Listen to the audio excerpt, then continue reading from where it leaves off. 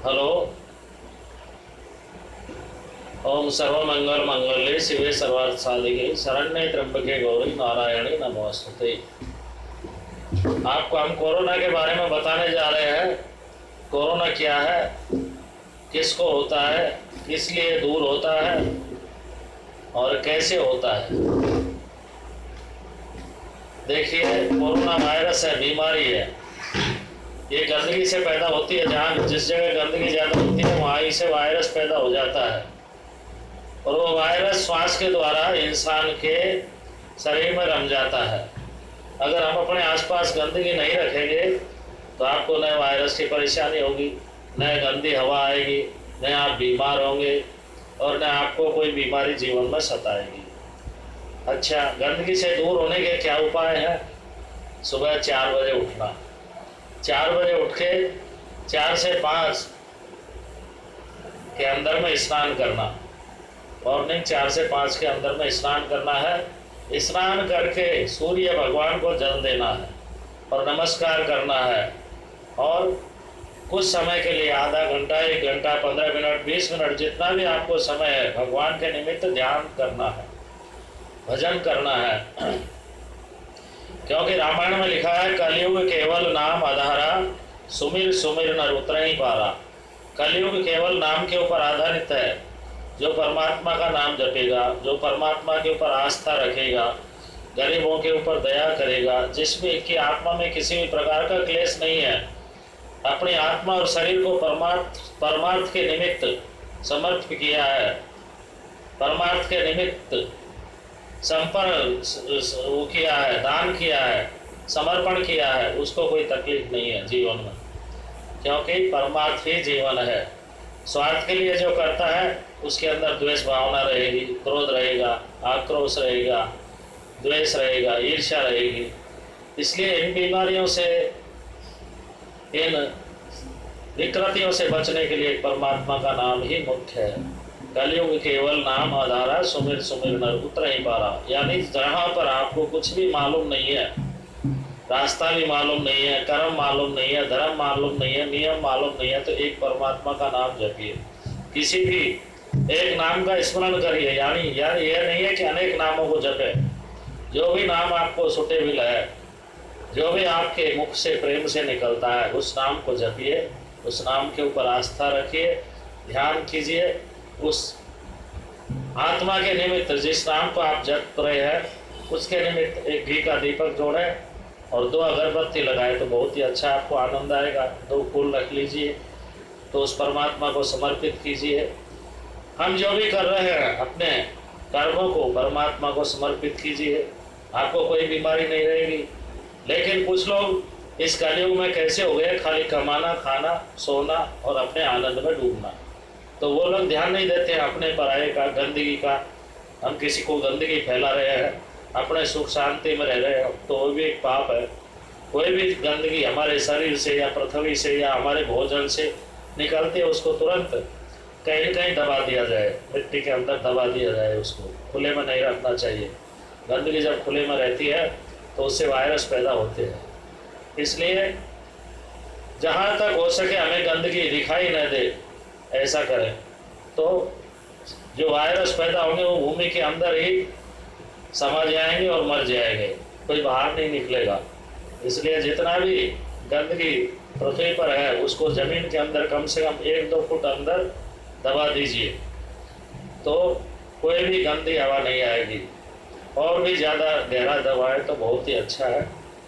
और किसी न किसी के निमित्त अपने को समर्पण करके हुए रखिए, परमात्मा के निमित्त समर्पण करके रखिए अपने को।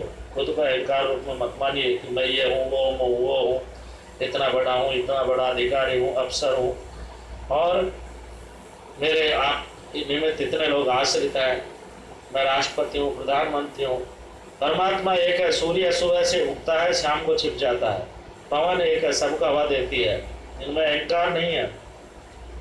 धरती कितनी बड़ी है, लोग हम चलते हैं उस पर, गंदगी डालते हैं, उसी से पैदा करके खाते हैं, पीते हैं, स्नान करते हैं, अपने को साफ करते हैं, सफाई से रहते हैं, और धरती माता को नमस्कार तक नहीं करते, तो बीमारियां उसी जगह समावेश हो जाती हैं। क्योंकि सब में एक आत्मा है, कोई मृत नहीं है, सब जीवित है। लेकिन कुछ को हम पहचान जाते हैं कि ये जीवित है, कुछ को नहीं पहचान जाते, उनका जीव कहाँ है कैसे हम नहीं पहचानते, इसलिए उनको हम मृत घोषित करते हैं। क्योंकि एक आत्मा सब में रमी हुई है। अगर जिसमें शक्ति नहीं है तो फिर वो निर्जीव है, और शक्ति के बिना कोई है नहीं। जितने भी गंदगी है वो सब निर्जीव है, क्योंकि वो दूसरे को परेशान करती हैं। लेकिन उन्हीं गंदगियों को, उन्हीं गलत वस्तुओं को जमीन के अंदर दबा दिया जाए तो खाद के रूप में पृथ्वी में समा जाएगी और पेड़ पौधों में चली जाती हैं, और जो उनकी विकृति है वो सब शरीर जमीन के अंदर ही नष्ट हो जाती हैं।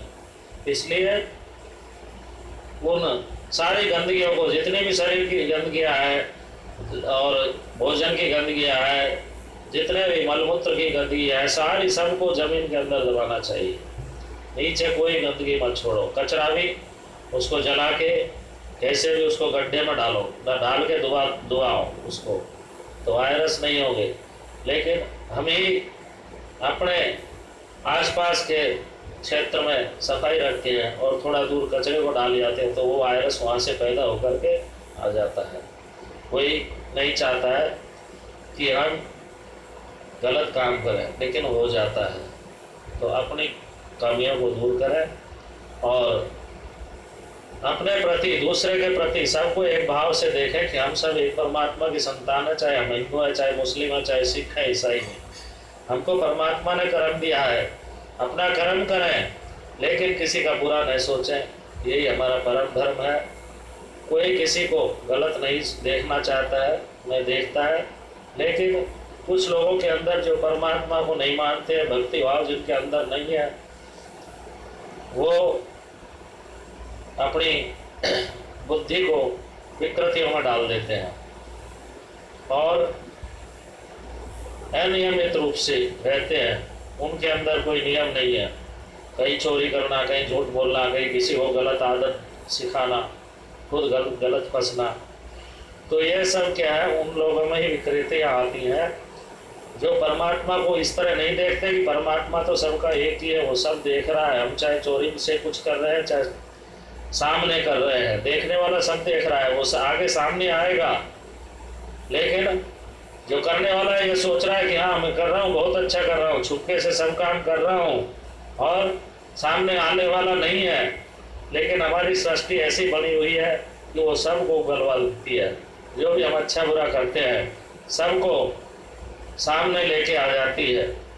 हमारी सृष्टि की क्रिया ऐसी है। हमारा सृष्टि में वेद पुराण सब लिखे हुए हैं। अगर सृष्टि को हम पूजने लग जाएं, सृष्टि की क्रियाओं को जानने लग जाएं, तो सारे वेद पुराण विज्ञान सब इसी में लिखा हुआ है। पुस्तकों को पढ़ने की जरूरत नहीं है। सब पुस्तकें सृष्टि से पढ़ करके लिखी गई हैं। सृष्टि से ही सब रिसर्च हुआ है, और सब सृष्टि से के रिसर्च जानने से ही, सृष्टि को पहचानने से ही सारा ज्ञान प्राप्त हुआ है इंसान को, वही पुस्तकों में लिख दिया गया है। लेकिन कुछ ज्ञान ऐसा है सृष्टि का जो लिखा नहीं गया, न लिखा जाएगा, न कोई लिख सकता है। वो सिर्फ परमात्मा की भक्ति से ही प्राप्त होता है। तो जिनको भी कोरोना से बचना है, परमात्मा की भक्ति करें और सात्विक वस्तुओं का आहार लें, नास्तिक वस्तुओं से बचें। किसी को मार के तुम खा रहे तो कल के दिन तुम्हें तो मरना ही है उसके निमित्त, क्योंकि जो तुमने पाप कमाया है उसको तो भुगतना ही पड़ेगा।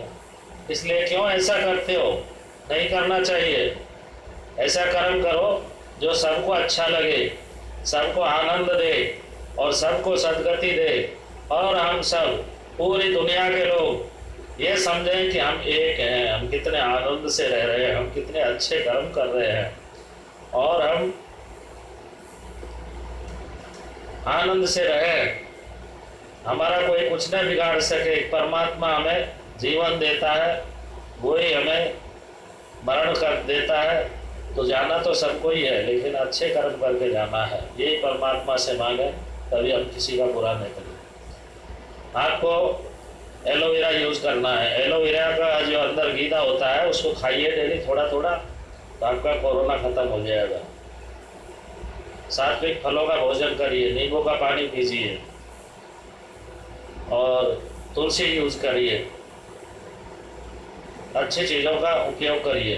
बाज़ार में जो भोजन बनता है उसका कम उपयोग करिए, क्योंकि जितने भी होटलों में भोजन बनता है, कुछ लोग स्नान करते हैं, कुछ नहीं करते हैं और अपना नित्य नियम से रहते नहीं हैं और अपने कर्म में लग जाते हैं। तो ये क्या है? गलत है। अगर सृष्टि का नियम हम देखें तो बहुत बड़ा है। सुबह उठना, स्नान करना, स्नान करके ध्यान भजन करना, अपने इष्ट की पूजा करना, इष्ट की पूजा करके अपने कर्म में लगना, और कर्म भी कैसा करना है जो हमको, हमारे आसपास के लोगों को और वो उस परमात्मा को जो हमें देख रहा है सबको अच्छा लगे। तो हमारी आत्मा कभी दूसरे के प्रति बुरा नहीं सोचेगी अगर हम ऐसा सोच ले तो। जाति धर्म ये तो बनाए है परमात्मा ने, ये तो एक खिलौना है संसार परमात्मा का। वो किस तरह किसको कैसे मोड़ दे वो उसकी इच्छा है। लेकिन किसी के लिए कोई कुछ अच्छा लग रहा है, किसी के लिए कुछ बुरा लग रहा है, तो उस पर ध्यान न दें, उसके बारे में सोचें ये ऐसा क्यों कर रहा है, इसमें क्या है, परमात्मा इसको ऐसे क्यों करने दे रहा है। उसकी विकृतियों को हटाने के लिए ध्यान भजन करें और उसकी विकृतियों को दूर करें, प्रेम से उसको समझाएं, बुरा करने जो बुरा कर रहा है उसको। अगर आपको अच्छा नहीं लगता है तो उससे पूछिए, भाई ऐसा क्यों कर रहे हो। हर बात को समझिए, सोचिए, हर बात में रहस्य छुपा हुआ है। अगर आप अपने अंदर ही, अपनी आत्मा के अंदर ही एक रिसर्च सेंटर खोल लेते हैं तो आपकी आत्मा कभी भी दुख नहीं पाएगी। आपकी आत्मा एक ज्ञान का भंडार हो जाएगा। आप स्वयं डॉक्टर बन जाएंगे और खुद का इलाज खुद करेंगे, न कि आपको हॉस्पिटल जाना पड़े। हॉस्पिटल से आप हमेशा ही बचे रहेंगे, क्योंकि संयम ही सबसे बड़ा हॉस्पिटल है, सुरक्षा है। और यही संयम में ही सबसे बड़ा प्रेम पैदा होता है। संयम से ही हम हजारों बरस जी सकते हैं। बड़े बड़े संत जी रहे हैं, तपस्वी जी रहे हैं, जिनको न कोई बर्फ से परेशान है, न कि कोई बीमारी से परेशान है, न भोजन की पीड़ा उनको सता रही है। तो ये सब क्या है? तप है।